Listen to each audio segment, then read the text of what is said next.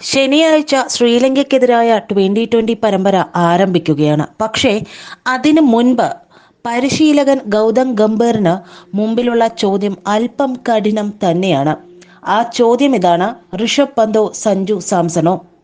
US-ലും west ഇൻഡീസിലുമായി നടന്ന twenty ലോകകപ്പിൽ കളിച്ച മിക്ക താരങ്ങളും ശ്രീലങ്കൻ പര്യടനത്തിനും ഉണ്ടെങ്കിലും ഗംഭീറിന് തലവേദനയാകുന്നത് ഇവരിൽ ആരെ വിക്കറ്റ് കീപ്പർ റോളിലേക്ക് തിരഞ്ഞെടുക്കും എന്നത് തന്നെയാകും.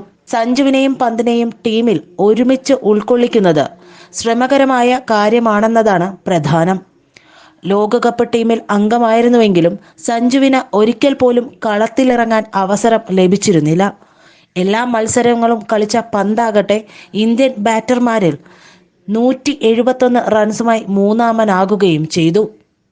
പരിശീലകൻ എന്ന നിലയിൽ ഗൗതം ഗംഭീറിനും സ്ഥിരം ക്യാപ്റ്റൻ എന്ന നിലയിൽ സൂര്യകുമാർ യാദവിനും കീഴിൽ കളിക്കുന്ന ആദ്യ പരമ്പര എന്നതാണ് ശ്രീലങ്കൻ പര്യടനത്തെ വേറിട്ട് നിർത്തുന്നത് തന്നെ. ടീം ഘടന തീരുമാനിക്കുന്നതിൽ ഉൾപ്പെടെ നിർണായക സ്വാധീനം ചെലുത്തുന്നതാണ് ഗംഭീറിന്റെ രീതി. IPL-ൽ ഗംഭീറിന്റെ ചരിത്രം പറയുന്നതും അതാണ്. 2 വർഷത്തിനുള്ളിൽ അടുത്ത ട്വന്റി ലോകകപ്പ് നടക്കാനിരിക്കെ ഇപ്പോൾ മുതൽ ടീം രൂപീകരണത്തിന്റെ ഗംഭീറിന്റെ ഇടപെടൽ നിർണായകമാകുമെന്നാണ് തീർച്ചയാക്കേണ്ടത്. സഞ്ജുവിനെ സംബന്ധിച്ച് ശ്രീലങ്കൻ പര്യടനം നിർണായകമാകുന്നതും അതുകൊണ്ട് തന്നെയാണ്. 2022-ൽ വാഹനാപകടത്തിൽ പരുക്കേറ്റ ഋഷഭ് പന്ത് മാറി നിന്ന ശേഷം ട്വന്റി വിക്കറ്റ് കീപ്പറുടെ കാര്യത്തിൽ ഇന്ത്യക്ക് സ്ഥിരമായ ഒരു ഉത്തരം കണ്ടെത്താൻ കഴിഞ്ഞിരുന്നില്ല. ഇഷാൻ കിഷൻ കുറച്ചുകാലം മുൻപന്തിയിലുണ്ടായിരുന്നുവെങ്കിലും ഇടക്കാലത്ത് BCCIക്ക് ടീം മാനേജ്മെന്റിനും അനഭിമതനായി. ഇടക്കാലത്ത് സഞ്ജുവിനെയും പിന്നീട് ധ്രുവ് ജുറേൽ, ജിതേഷ് ശർമ്മ എന്നിവരെയും പരീക്ഷിച്ചു. രാജ്യാന്തര ക്രിക്കറ്റിൽ പന്തിന്റെ സമകാലികനായ സഞ്ജു ഇതുവരെ 28 രാജ്യാന്തര ട്വന്റി മത്സരങ്ങളാണ് കളിച്ചിട്ടുള്ളത്.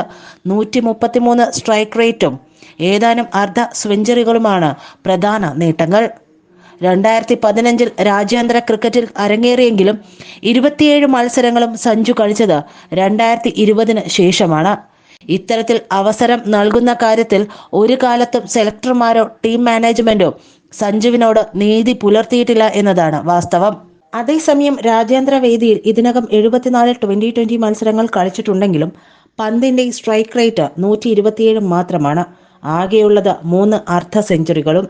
സഞ്ജുവിന്റെ ശരാശരി 21.14 ആണെങ്കിൽ പന്തിൻ്റെതും ഒട്ടും മെച്ചമല്ല. 22.7 ആണ് പന്തിന്റെ ബാറ്റിംഗ് ശരാശരി. രോഹിത് ശർമ്മ നായകനായിരുന്ന സമയത്ത് പൂർണ്ണമായും പന്തിൽ വിശ്വാസമർപ്പിക്കുന്നതായിരുന്നു രീതി. ട്വന്റി ലോകകപ്പിലും സഞ്ജു ടീമിലുണ്ടായിരുന്നുവെങ്കിലും ഒരു ഘട്ടത്തിലും താരത്തെ കളിപ്പിക്കുന്ന കാര്യം ചർച്ചയായില്ല. എന്നാൽ സിംബാബ്വെക്കെതിരായ പരമ്പരയിലെ അവസാന 3 മത്സരങ്ങളിലും സഞ്ജു കളിച്ചു. പ്രമുഖ താരങ്ങൾ വിശ്രമത്തിലായിരുന്നതിനാൽ ശുഭ്മാൻ ഗില്ലിന് കീഴിൽ ഉപനായകനുമായി. ഡൽഹിക്കാരനായ ഗംഭീറിന് പന്തിനെ വളരെ നേരത്തെ അറിയാവുന്നതാണ്. മാത്രമല്ല ഫസ്റ്റ് ക്ലാസ് ക്രിക്കറ്റിൽ പന്തിന്റെ ആദ്യ നായകൻ കൂടിയാണ് ഗംഭീർ.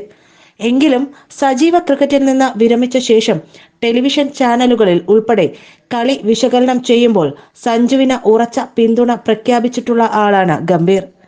ശ്രീലങ്കൻ പര്യടനത്തിൽ ഇവരിൽ ആര് തിരഞ്ഞെടുക്കപ്പെട്ടാലും ടീമിൽ സ്ഥാനം നിലനിർത്തണമെങ്കിൽ മികച്ച പ്രകടനം ഉണ്ടായേ തീരൂ എന്നത് തീർച്ചയാണ്.